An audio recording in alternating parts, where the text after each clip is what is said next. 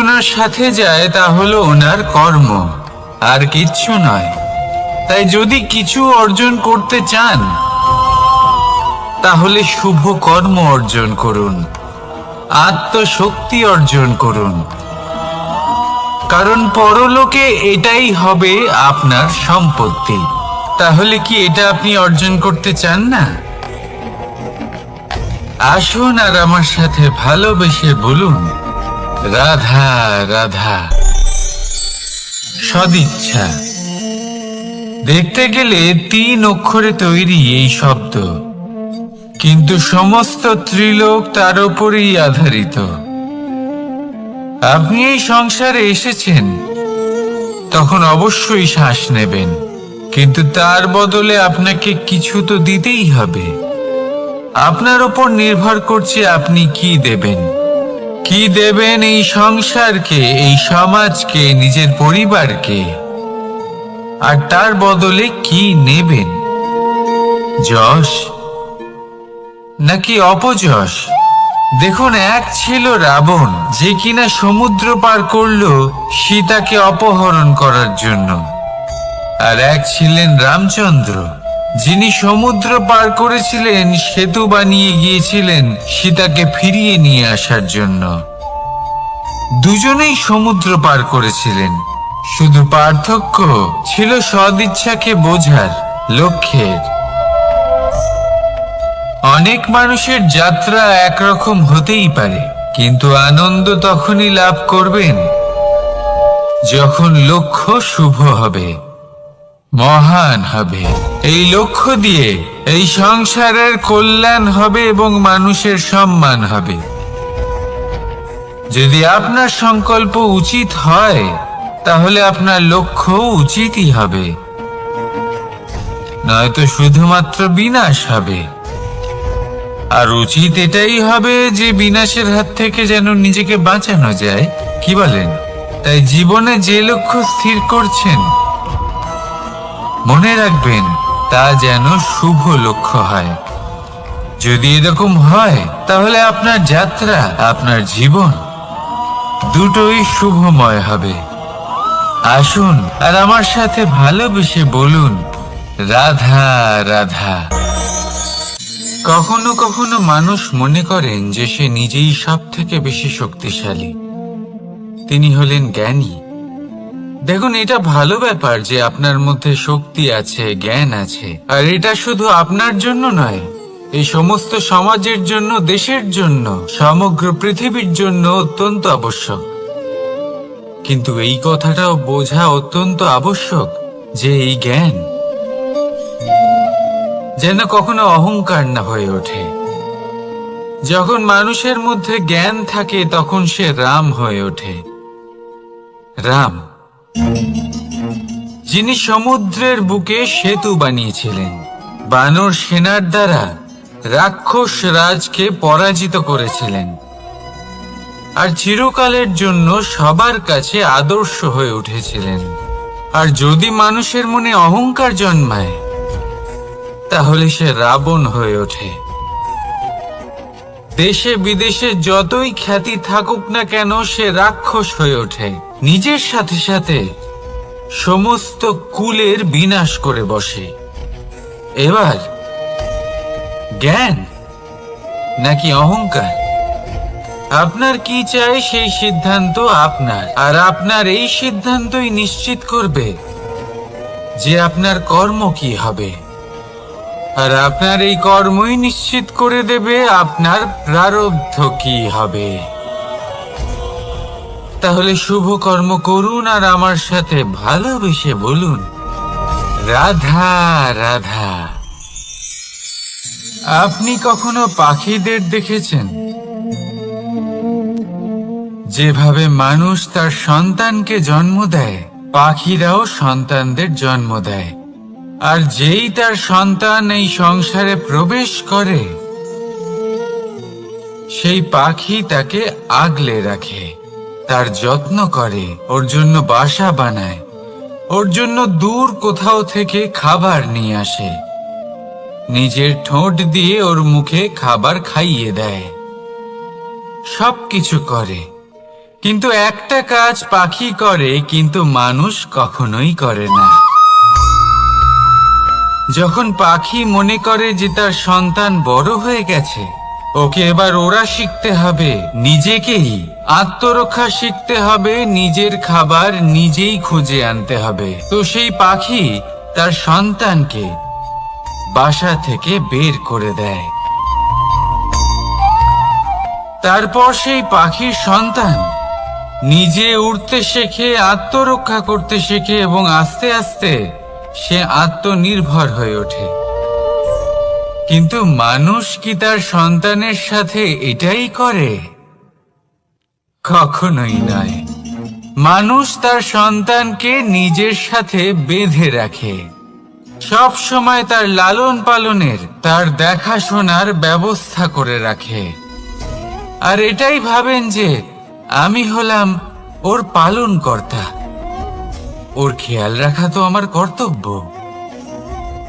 কিন্তু না, এই কাজ করতে করতে উনি আস্তে আস্তে নিজেরই সন্তানের শত্রু হয়ে ওঠেন, তার বিকাশের শত্রু হয়ে ওঠেন।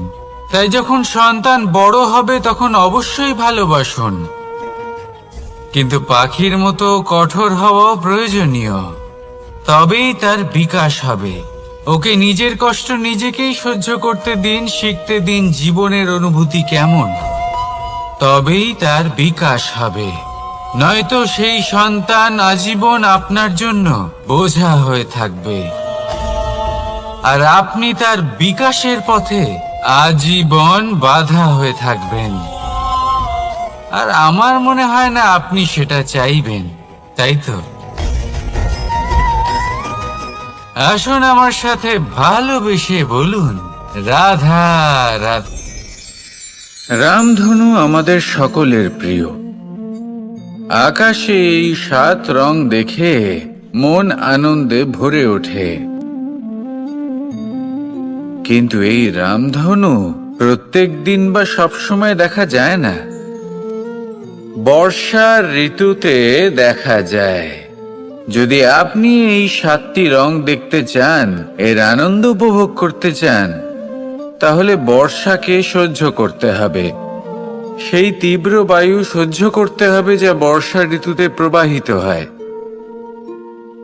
ঠিক সেভাবেই যদি জীবনে 7টি রঙের সুখ অনুভব করতে হয়, তাহলে সমস্যার বর্ষণও সহ্য করতেই হবে। তবেই তো সেটা লাভ করতে পারবেন। মনে রাখবেন, একটি ছোট্ট শিশু যখন তার খিদে পায়, তখন কিন্তু সে নিজে মাকে সেটা জানাতে পারে না, বলতেও পারে না। তাকেও কিন্তু সেই খিদের যন্ত্রণা সহ্য করতেই হয়। আর যখন সেই যন্ত্রণায় সে কাঁদতে থাকে, তখন মা বুঝতে পারেন যে সেই ছোট্ট শিশুটির তো খিদে পেয়েছে। তখন তার খিদে দূর হয়। বসে থেকে এই সংসারে কোনো কিছুই লাভ করতে পারবেন না। যদি সুখ ভোগ করতে হয়, তাহলে যন্ত্রণাও সহ্য করতে হবে, পরিশ্রমও করতেই হবে। তাহলে সাহসের সাথে সব যন্ত্রণার সম্মুখীন হন, শৌর্যের সাথে পরিশ্রম করুন, আর আমার সাথে ভালোবেসে বলুন রাধা রাধা।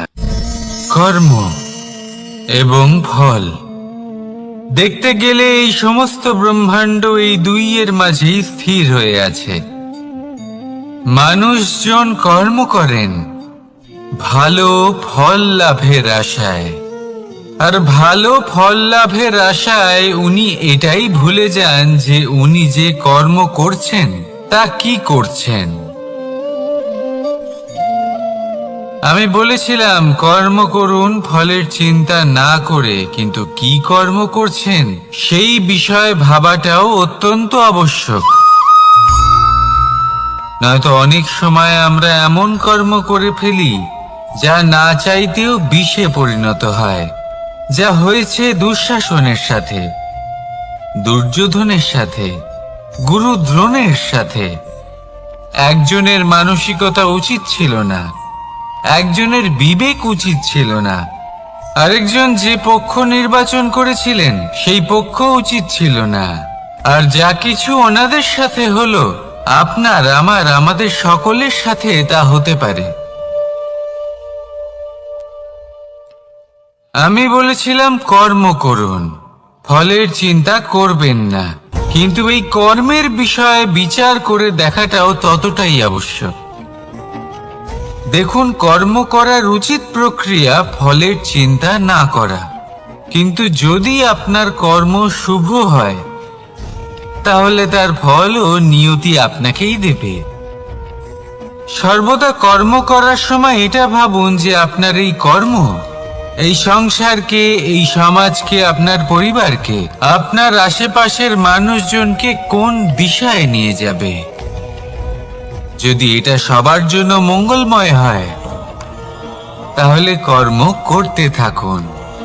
আর হ্যাঁ, নিশ্চিত রূপে ফলের চিন্তা করবেন না। আসুন আমার সাথে ভালোবেসে বলুন, রাধা রাধা। পরিচয়। এই সংসারে প্রত্যেক ব্যক্তি নিজের পরিচিতি অর্জন করতে চান। পরিচিতি অর্থ এটা নয় যে আপনার নাম কি।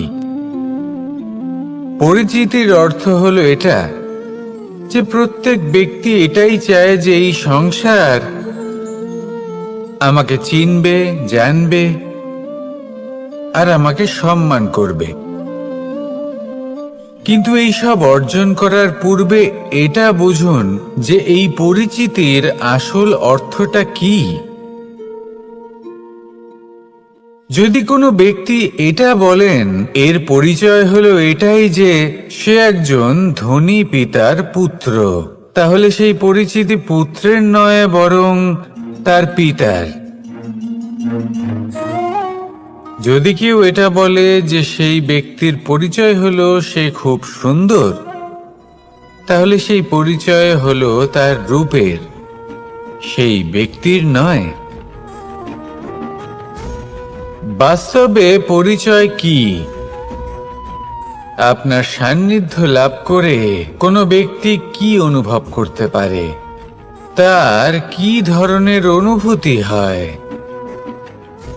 আপনার পদ, আপনার সম্পত্তি, এই সব কিছুর ঊর্ধ্বে হলো আপনার আসল পরিচয়।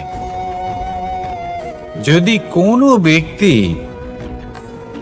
আপনাকে স্মরণ করেই প্রসন্ন হয়ে যান, তাহলে সেটাই হলো শ্রেষ্ঠ পরিচয়। তাই এই সংসারে নিজের শ্রেষ্ঠ পরিচয় গড়ে তুলুন আর আমার সাথে ভালোবেসে বলুন, রাধা রাধা। বটবৃক্ষের বীজ সর্ষের দানার থেকেও ছোট হয়, কিন্তু যখন তা নিজের রূপ ধারণ করে তখন তা বিশাল বৃক্ষের আকার ধারণ করে, যা সহস্র বছর ধরে বেঁচে থাকে, ছায়া প্রদান করে, পাখিদের আশ্রয় প্রদান করে আর দেয় পথচারীদের বিশ্রাম করার স্থান। কেন? কারণ সেই ছোট বীজ তা মাটির ভেতরে গিয়ে নিজের খোলস ত্যাগ করে। অন্ধকারে থাকে সে, যতই আলো আসুক না কেন, যতই বর্ষা আসুক না কেন, সব সহ্য করে। আর তারপরে একটা চারা গাছ অঙ্কুরিত হয়, তারপর ধীর গতিতে একটা বিশাল বৃক্ষতে পরিণত হয়। দেখুন, জীবনে কঠিন সময় আসে, এই জন্য নয় যে আপনি হার মেনে নেবেন, এই জন্য আসে যাতে আপনি ভবিষ্যৎ নির্মাণের জন্য নিজেকে তৈরি করতে পারেন। যদি কঠিন সময়ে আপনি ওই বীজের মতো দৃঢ় হয়ে থাকতে পারেন, তাহলে আপনিও একদিন সেই বিশাল বৃক্ষের মতো নিজের অস্তিত্ব গড়ে তুলতে পারবেন, যা সহস্র বছর পর্যন্ত মনে রাখা হবে। আসুন আমার সাথে ভালোবেসে বলুন, রাধা রাধা। এই ব্রহ্মাণ্ড, এই ব্রহ্মাণ্ড কত বৃহৎ, তাই না? যার সম্মুখে এই পৃথিবীকেও একটা বিন্দুর মতো মনে হয়। আর এই পৃথিবীতে আমরা কে হই, আমাদের আকার কিরকম, আমাদের অস্তিত্বই বা কি? যখন আমরা এভাবে ভাবি তখন মনে হয় আমরা কিছুই নই। তা আমরা যখন কিছুই নই, তাহলে আমরা এত চিন্তা করি কেন? কি ভেবে ভয় পাই? কাকেই বা এত ভয় পাই? কে আমাদের মারতে পারে আর কেই বা আমাদের জন্ম দেবে? আত্মার আসলে না কখনো জন্ম হয় আর না কখনো মৃত্যু। আত্মা শুধুই শরীর বদল করে। আপনি, আমি, আমরা সকলে এই শরীর নয়, আমরা হলাম আত্মা, যা হলো পরম আত্মার পরম অঙ্গ। সেই জন্য মনে রাখবেন, বাইরের কোথাও দেখবেন না, নিজের অন্তরের গভীরে গিয়ে দেখুন, আত্মাকে উপলব্ধি করতে শিখুন। ক্লেশ, ভয়, চিন্তা, এই সব কিছুর থেকে নিজেকে দূরে রাখুন, তাহলেই উপলব্ধি করতে পারবেন পরমাত্মাকে। তাহলে আসুন আমার সাথে ভালোবেসে বলুন, রাধা রাধা। পরিবর্তন এই সংসারের শাশ্বত নিয়ম। কোন রাজা নেই যিনি চিরকাল রাজা থাকেন, কোন ধনী ব্যক্তি নেই যিনি চিরকাল ধনী থাকবেন। এই সংসারে সূর্যের স্থান নেওয়ার জন্য চন্দ্রিমার আগমন ঘটে। কোন স্থান যাকে পতিত বলা হয়েছিল, সেখানে মহল তৈরি হয়েছে। কোন স্থান যাকে আজ মলিন বলা হয়েছে, কাল সেখানে মন্দিরও স্থাপন হতে পারে। কোন ঋতু চিরকালের জন্য থাকে না, কখনো সময় চিরকাল একরকম থাকে না। আজ যা আপনার কাছে রয়েছে, কাল অন্য কারোর ছিল। আজ যে আপনার কাছে রয়েছে, কাল তা অন্য কারোর কাছে চলে যাবে। আপনার সাথে কিছু থাকলে তা হলো আপনার কর্ম, কিন্তু সেই কর্মের পরিণামও আপনার নয়। আপনি শুধু কর্ম করুন, বাকি সবকিছুই পরিবর্তনশীল। কিন্তু সেই পরিবর্তনকে দেখে ভয় পাওয়ার প্রয়োজন নেই, তাকে স্বাগত জানান। যদি আপনি হাসি মুখে সেই পরিবর্তনকে স্বাগত জানান, তাহলে এই পরিবর্তনও হাসি মুখে আপনার সাথে থাকবে। আসুন আমার সাথে ভালোবেসে বলুন, রাধা রাধা। সঞ্চয় মানুষের যখন থেকে বোধ বুদ্ধি হয়, সঞ্চয় করতে আরম্ভ করে দেন। সঞ্চয় করতে থাকেন ভোজনের, সঞ্চয় অর্থের, সঞ্চয় শক্তির। নিজের জন্য করেন, নিজের পরিবারের জন্য করেন, নিজের স্ত্রীর জন্য করেন, সন্তানের জন্য করেন, সন্তানের সন্তানের জন্য সঞ্চয় করেন। সঞ্চয় করার জন্য ওনার কাছে অনেক কারণ রয়েছে, কারণ উনি এটা ভাবেন যে এই সঞ্চিত শক্তির জন্য কেউ ওনার কোনো ক্ষতি করতে পারবে না। মানুষ ভুলে যান একটা গুরুত্বপূর্ণ কথা, এই সত্য, উনি এই সংসারে খালি হাতেই এসেছিলেন, আর এখান থেকে ওনাকে খালি হাতেই যেতে হবে। যা এখানকার তা এখানেই থেকে যাবে। আর যদি কিছু ওনার সাথে যায়, তা হলো ওনার কর্ম, আর কিচ্ছু নয়। তাই যদি কিছু অর্জন করতে চান, তাহলে শুভ কর্ম অর্জন করুন, আত্মশক্তি অর্জন করুন, কারণ পরলোকে এটাই হবে আপনার সম্পত্তি। তাহলে কি এটা আপনি অর্জন করতে চান না? আসুন আর আমার সাথে ভালোবেসে বলুন, রাধা রাধা। সদিচ্ছা দেখতে গেলে 3 অক্ষরে তৈরি এই শব্দ, কিন্তু সমস্ত ত্রিলোক তার উপরেই আধারিত।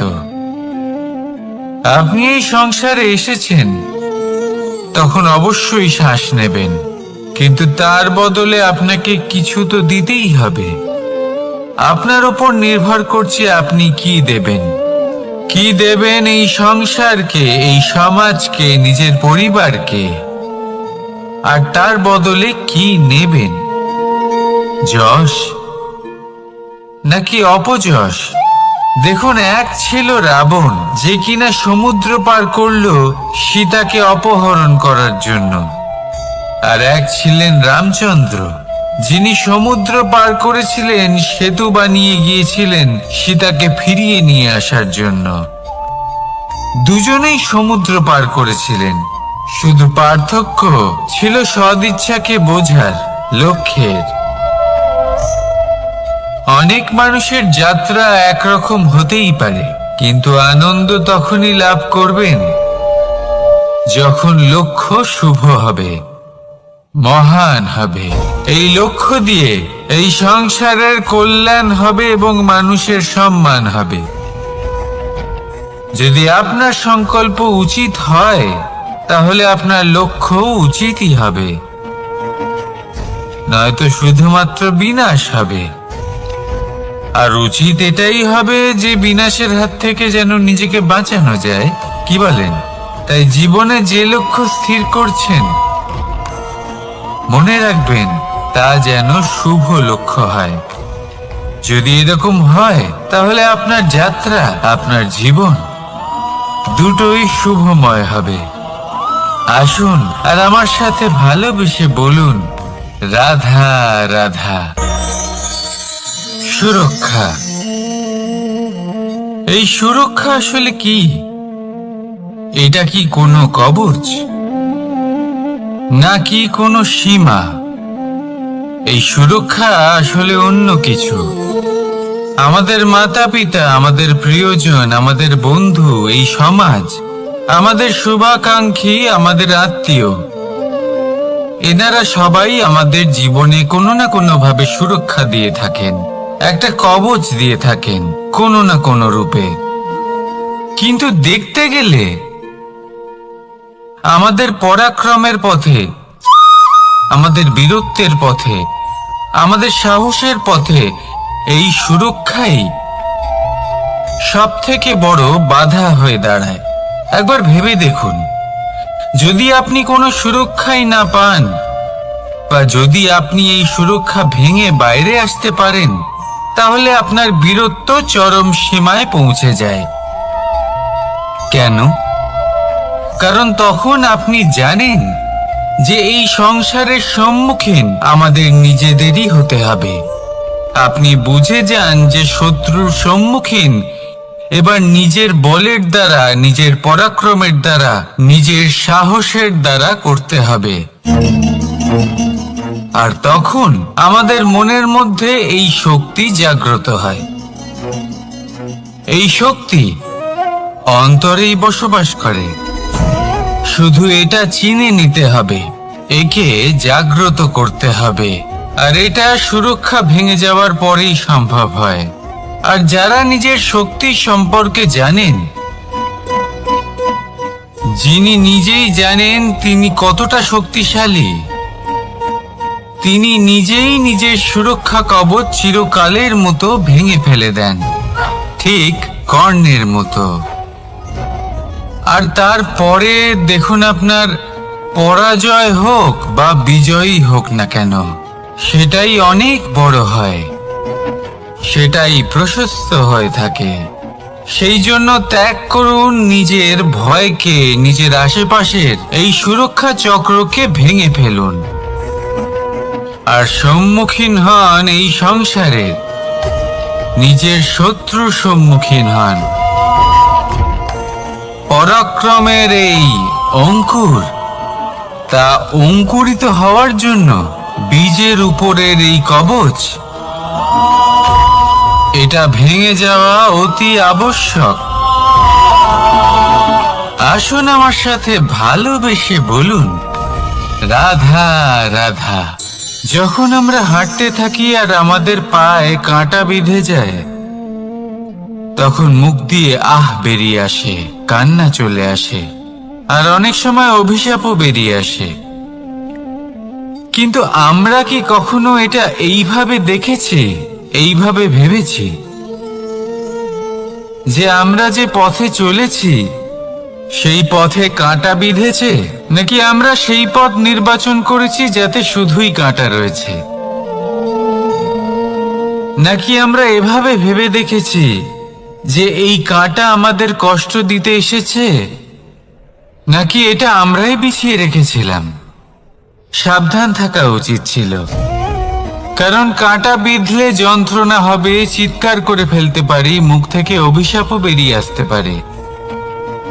কিন্তু এই অভিশাপ শুধুমাত্র আমাদের তরফ থেকে অভিশাপ হয়, সামনের ব্যক্তিটির ওপরও নির্ভর করে। এবার সেই ব্যক্তি যদি এমন হয় যে ফুল আর কাঁটা এই দুই সমানভাবে গ্রহণ করতে পারে, তার কাছে অভিশাপও বরদানে পরিণত হয়। পর্যন্ত ব্যাপারটা দাঁড়ায় ভাবনা, চিন্তা, দৃষ্টিভঙ্গির ওপর। কারণ আপনার এই ভাবনাই সত্যি হয়ে সামনে আসে। সেই জন্য এই ভাবনা, চিন্তা, মানসিকতাকে গুরুত্ব সহকারে দেখবেন। এই বিবেচনা নিয়ে বিবেচনা করতে শিখুন। আমার কথার অর্থ হলো যে জীবনে যখন এরকম কিছু একটা ঘটবে, তখন ভেবে দেখুন যে এরকম কেন হলো। আপনি কি এমন কোনো কর্ম করেছিলেন যার কর্মফল এটা? এমন কোনো কাজ যা অনুচিত ছিল, অসত্য ছিল, যা অভদ্রতার কারণ ছিল? ভেবে দেখা প্রয়োজন। দেখুন, ইচ্ছে হলো আপনার যে আপনি কি করতে চান, ভাবনা আপনার, সত্য আপনার, জীবন আপনার, সিদ্ধান্ত আপনার। আসুন আর আমার সাথে ভালোবেসে বলুন, রাধা রাধা। সময়। এই সময় আসলে কি? এই সময় একটা সরল রেখা তো কখনোই নয়। সময় হলো একটা চক্র, যেখানে এর আদি সেখানেই হলো এর অন্ত, আর যেখানে তা শেষ হয় সেখান থেকেই তার শুরু হয়। এই সময় একটা অত্যন্ত বিচিত্র চিন্তা, বিচিত্র ভাবনা, একটা বিচিত্র বস্তু যা কেউ বুঝতে পারেন না। এই সময়ের লীলা, এর কোনো প্রমাণ নেই, কোনো জ্ঞান নেই, কোনো পরিমাপ নেই। শুধু এটুকু আমরা জানতে পারি, যেখানে শেষ হবে সেখান থেকে একটা নতুন সূচনাও হবে। যা আজ আপনার কাছে আছে, কাল অন্য কারোর কাছে যাবে, তারপরে তার কাছ থেকেও অন্য কারোর কাছে যাবে, তারপরে তার থেকেও ছিনিয়ে নেওয়া হবে। এই নিয়তির একজনের কাছ থেকে অন্যজনের কাছে আদান প্রদানের এই সময় হলো আপনার সময়। এই সময়ের সদ্ব্যবহার করুন, এই সময়কে বাঁচুন। আপনাকে শুধু এটাই সুনিশ্চিত করতে হবে যে আপনি কোন পক্ষে আছেন। আর সত্যি বলতে কি, আপনার জীবনের পরিণাম নির্ভর করে আপনার নির্বাচনের ওপর। আপনি কোন পক্ষ নির্বাচন করছেন? তাহলে মনে রাখবেন, জীবনে সেই পক্ষই নির্বাচন করবেন যা চয়ন করার পরে আপনি সুখ অনুভব করবেন, আপনি সন্তোষ লাভ করবেন, প্রসন্নতা লাভ করবেন। আর আমি এটাই সুনিশ্চিত করব যে এই পক্ষ যেন শান্তির পক্ষ হয়, এই পক্ষই যেন প্রেমের পক্ষ হয়। তাহলে চিন্তা করবেন না, আর আসুন আমার সাথে ভালোবেসে বলুন, রাধা রাধা। দৃষ্টি আর দৃষ্টিভঙ্গি, এই সমগ্র লীলা হলো এই দুইয়ের। বিচিত্র হতে পারে, কিন্তু এটাই সত্যি। এবার আপনাকে একটা উদাহরণ দিয়ে বোঝাই।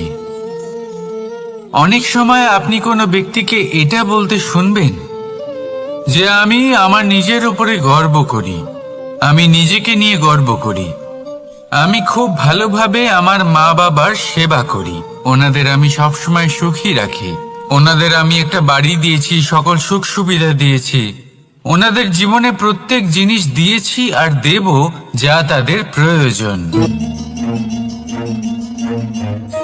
এবার আমাকে বলুন যে আপনি কে হন?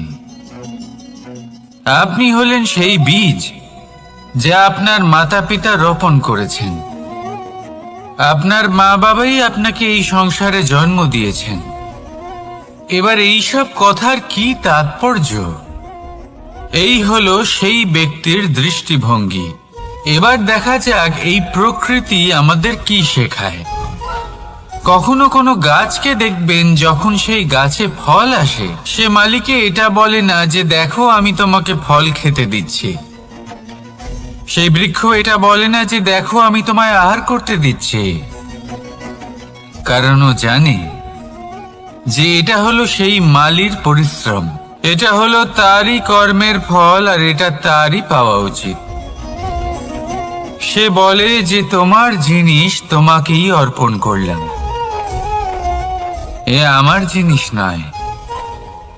ও জানে সেই মালির গুরুত্ব আসলে কি, এটা হলো তার দৃষ্টিভঙ্গি। সেই জন্য আপনি জীবনে কোন ব্যক্তির মধ্যে, কোন পশু পাখির মধ্যে, কোন প্রাণীর মধ্যে, কোন পরিস্থিতিতে, কোন আবেগের মুহূর্তে কি দেখতে পাচ্ছেন, সেটা আপনার দৃষ্টিভঙ্গির উপরে নির্ভর করছে।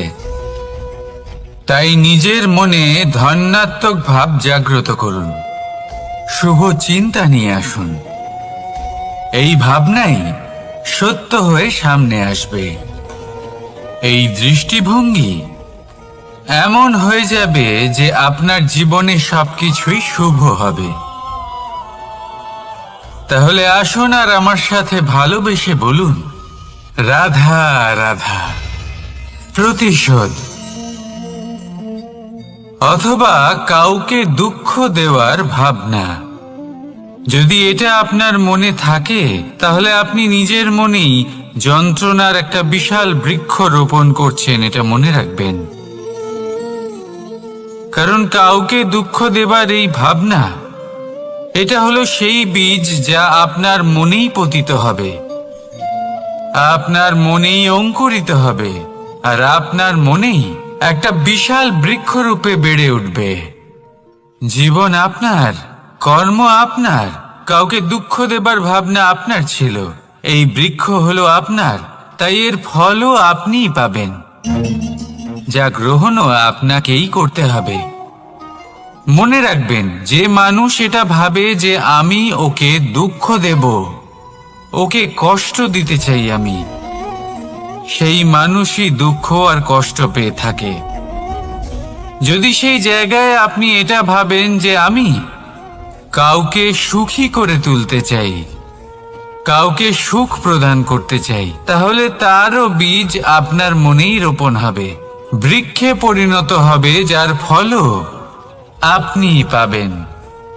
এখানে বিষয়টা হলো শুধু মানসিকতার চিন্তা, যা সত্য হয়ে আপনার সামনে আসে।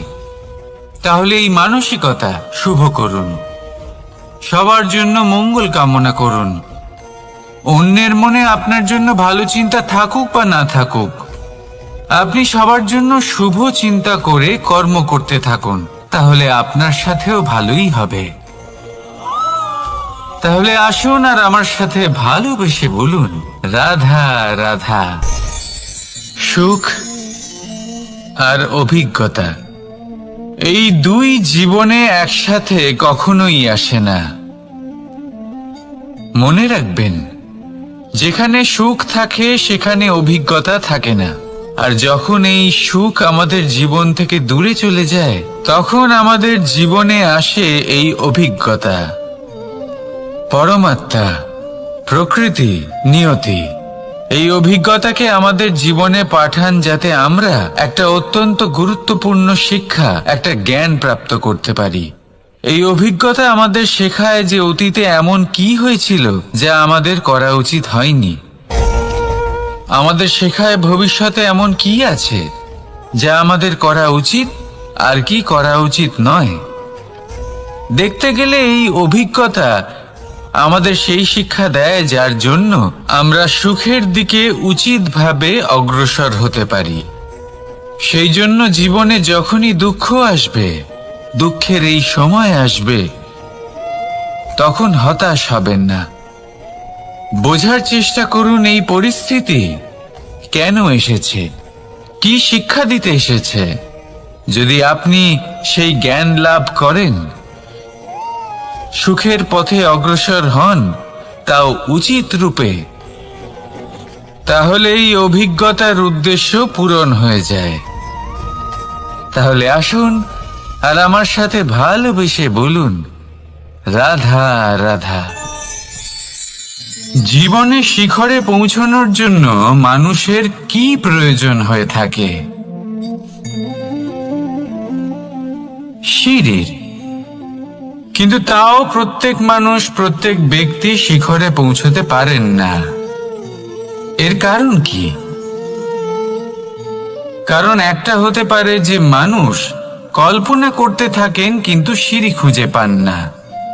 কিছু মানুষ খুঁজে নেন কিন্তু তা পেয়ে এতটাই প্রসন্ন হয়ে যান যে তারপর আর কোনো কর্মই করেন না। খুব সোজা ব্যাপার।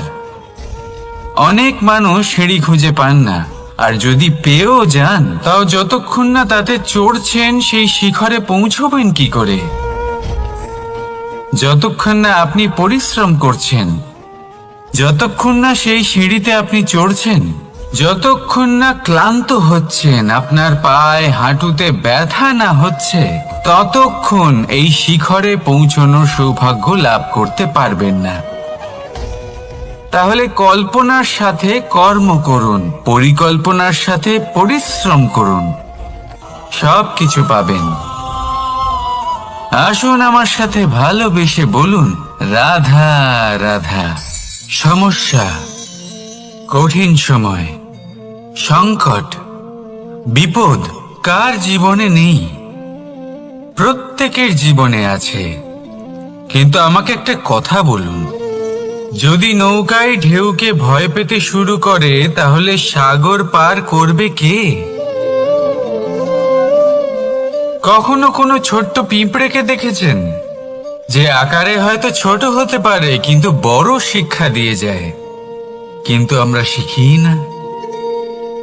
এবার দেখুন একটা পিঁপড়েকে যে ভোজনের খোঁজে বাইরে বের হয়, একটা ছোট্ট দানা তুলে নেয়।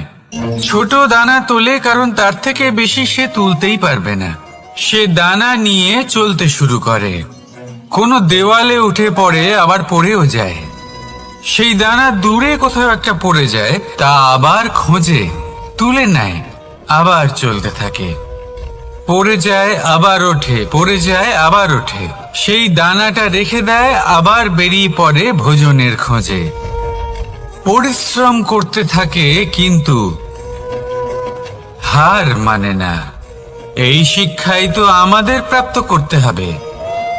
নিরন্তর পরিশ্রম আর নির্ভীক হয়ে কর্ম করে যেতে হবে।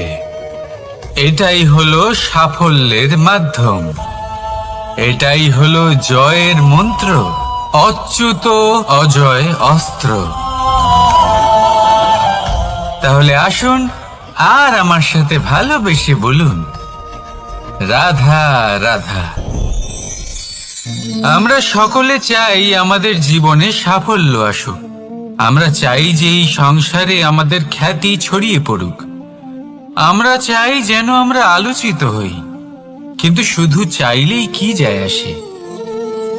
যদি এই সংসারে আলোচিত হতে হয় তাহলে পরিচিত হতে হবে পরিশ্রমের দ্বারা। যতক্ষণ না আপনারা পরিশ্রমের সাথে পরিচিত হবেন, সাফল্যের সাথে পরিচিত হবেন না। সংঘর্ষ করতে হবে প্রতিদিন, প্রতি বছর। জীবনের সব পরিস্থিতিতেই হয়তো নতুন নতুন বাধা আসবে, নতুন নতুন বিঘ্ন ঘটবে। কিন্তু এটা আবশ্যক নয় যে সমস্ত বিঘ্ন বিনাশের জন্য আসবে।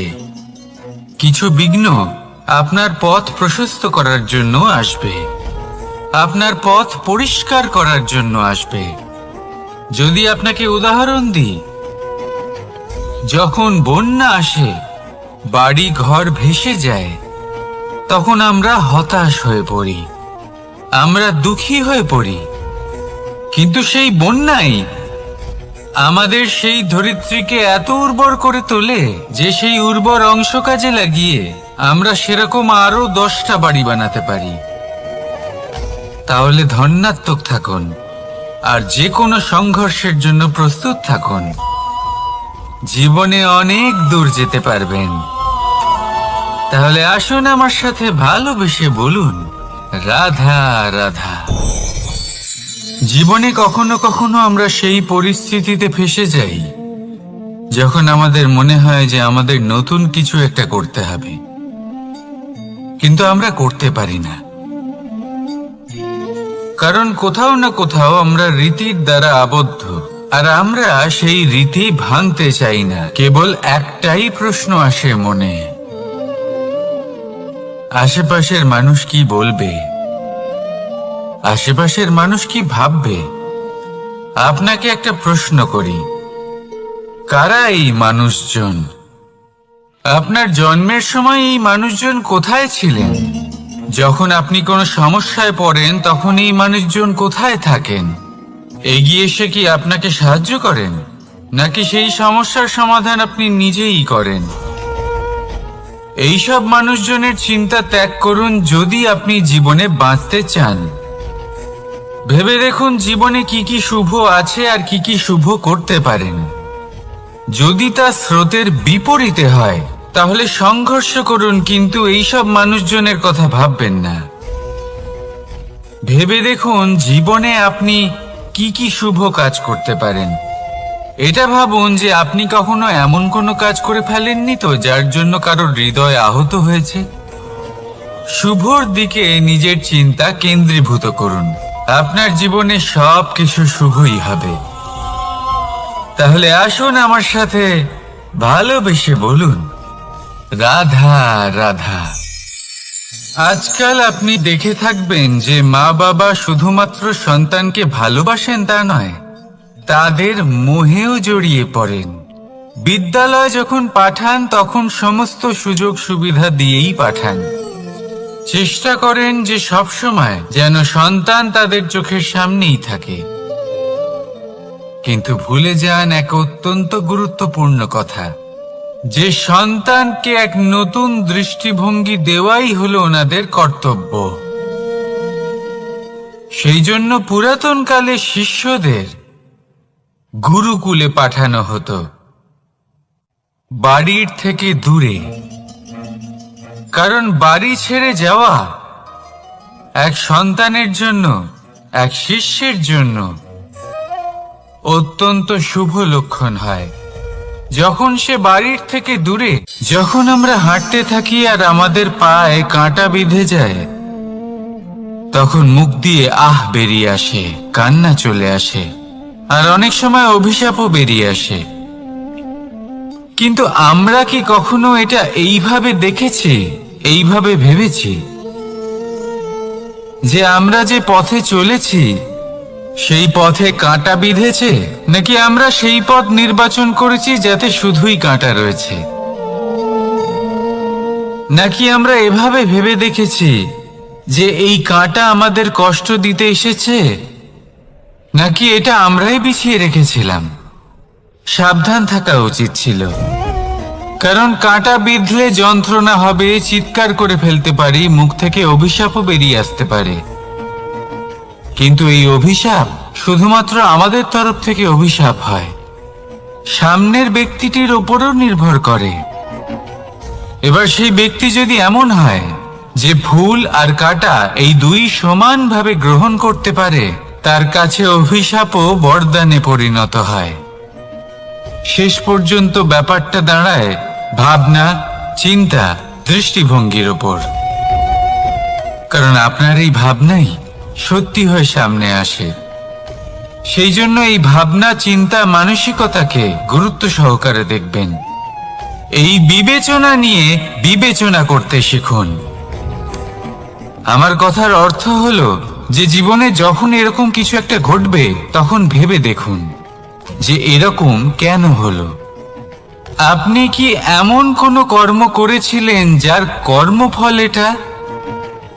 এমন কোনো কাজ যা অনুচিত ছিল, অসত্য ছিল, যা অভদ্রতার কারণ ছিল? ভেবে দেখা প্রয়োজন। দেখুন, ইচ্ছে হলো আপনার যে আপনি কি করতে চান, ভাবনা আপনার, সত্য আপনার, জীবন আপনার, সিদ্ধান্ত আপনার। আসুন আর আমার সাথে ভালোবেসে বলুন, রাধা রাধা। সময়, এই সময় আসলে কি? এই সময় একটা সরল রেখা তো কখনোই নয়। সময় হলো একটা চক্র, যেখানে এর আদি সেখানেই হলো এর অন্ত, আর যেখানে তা শেষ হয় সেখান থেকেই তার শুরু হয়। এই সময় একটা অত্যন্ত বিচিত্র চিন্তা, বিচিত্র ভাবনা, একটা বিচিত্র বস্তু যা কেউ বুঝতে পারেন না। এই সময়ের লীলা, এর কোনো প্রমাণ নেই, কোনো জ্ঞান নেই, কোনো পরিমাপ নেই। শুধু এটুকু আমরা জানতে পারি, যেখানে শেষ হবে সেখান থেকে একটা নতুন সূচনাও হবে। যা আজ আপনার কাছে আছে কাল অন্য কারোর কাছে যাবে, তারপরে তার কাছ থেকেও অন্য কারোর কাছে যাবে, তারপরে তার থেকেও ছিনিয়ে নেওয়া হবে। এই নিয়তির একজনের কাছ থেকে অন্যজনের কাছে আদান প্রদানের এই সময় হলো আপনার সময়। এই সময়ের সদ্ব্যবহার করুন, এই সময়কে বাঁচুন। আপনাকে শুধু এটাই সুনিশ্চিত করতে হবে যে আপনি কোন পক্ষে আছেন। আর সত্যি বলতে কি, আপনার জীবনের পরিণাম নির্ভর করে আপনার নির্বাচনের ওপর। আপনি কোন পক্ষ নির্বাচন করছেন। তাহলে মনে রাখবেন, জীবনে সেই পক্ষই নির্বাচন করবেন যা চয়ন করার পরে আপনি সুখ অনুভব করবেন, আপনি সন্তোষ লাভ করবেন, প্রসন্নতা লাভ করবেন। আর আমি এটাই সুনিশ্চিত করব যে এই পক্ষ যেন শান্তির পক্ষ হয়, এই পক্ষই যেন প্রেমের পক্ষ হয়। তাহলে চিন্তা করবেন না, আর আসুন আমার সাথে ভালোবেসে বলুন, রাধা রাধা। দৃষ্টি আর দৃষ্টিভঙ্গি, এই সমগ্র লীলা হলো এই দুইয়ের। বিচিত্র হতে পারে, কিন্তু এটাই সত্যি। এবার আপনাকে একটা উদাহরণ দিয়ে বোঝাই। অনেক সময় আপনি কোনো ব্যক্তিকে এটা বলতে শুনবেন যে আমি আমার নিজের উপরে গর্ব করি, আমি নিজেকে নিয়ে গর্ব করি, আমি খুব ভালোভাবে আমার মা বাবার সেবা করি, ওনাদের আমি সবসময় সুখী রাখি, ওনাদের আমি একটা বাড়ি দিয়েছি, সকল সুখ সুবিধা দিয়েছি, ওনাদের জীবনে প্রত্যেক জিনিস দিয়েছি আর দেব যা তাদের প্রয়োজন। এবার আমাকে বলুন যে আপনি কে হন। আপনি হলেন সেই বীজ যা আপনার মাতা পিতা রোপণ করেছেন। আপনার মা বাবাই আপনাকে এই সংসারে জন্ম দিয়েছেন। এবার এইসব কথার কি তাৎপর্য? এই হলো সেই ব্যক্তির দৃষ্টিভঙ্গি। এবার দেখা যাক এই প্রকৃতি আমাদের কি শেখায়। কখনো কোনো গাছকে দেখবেন, যখন সেই গাছে ফল আসে, সে মালিকে এটা বলে না যে দেখো আমি তোমাকে ফল খেতে দিচ্ছি। সেই বৃক্ষ এটা বলে না যে দেখো আমি তোমায় আহার করতে দিচ্ছি, কারণ ও জানে যে এটা হলো সেই মালির পরিশ্রম, এটা হলো তারই কর্মের ফল, আর এটা তারই পাওয়া উচিত। সে বলে যে তোমার জিনিস তোমাকেই অর্পণ করলাম, এ আমার জিনিস নয়। ও জানে সেই মালির গুরুত্ব আসলে কি। এটা হলো তার দৃষ্টিভঙ্গি। সেই জন্য আপনি জীবনে কোন ব্যক্তির মধ্যে, কোন পশু পাখির মধ্যে, কোন প্রাণীর মধ্যে, কোন পরিস্থিতিতে, কোন আবেগের মুহূর্তে কি দেখতে পাচ্ছেন, সেটা আপনার দৃষ্টিভঙ্গির উপরে নির্ভর করছে। তাই নিজের মনে ধনাত্মক ভাব জাগ্রত করুন, শুভ চিন্তা নিয়ে আসুন। এই ভাবনাই সত্য হয়ে সামনে আসবে। এই দৃষ্টিভঙ্গি এমন হয়ে যাবে যে আপনার জীবনে সবকিছুই শুভ হবে। তাহলে আসুন আর আমার সাথে ভালোবেসে বলুন, রাধা রাধা। প্রতিশোধ অথবা কাউকে দুঃখ দেওয়ার ভাবনা, যদি এটা আপনার মনে থাকে, তাহলে আপনি নিজের মনেই যন্ত্রণার একটা বিশাল বৃক্ষ রোপণ করছেন।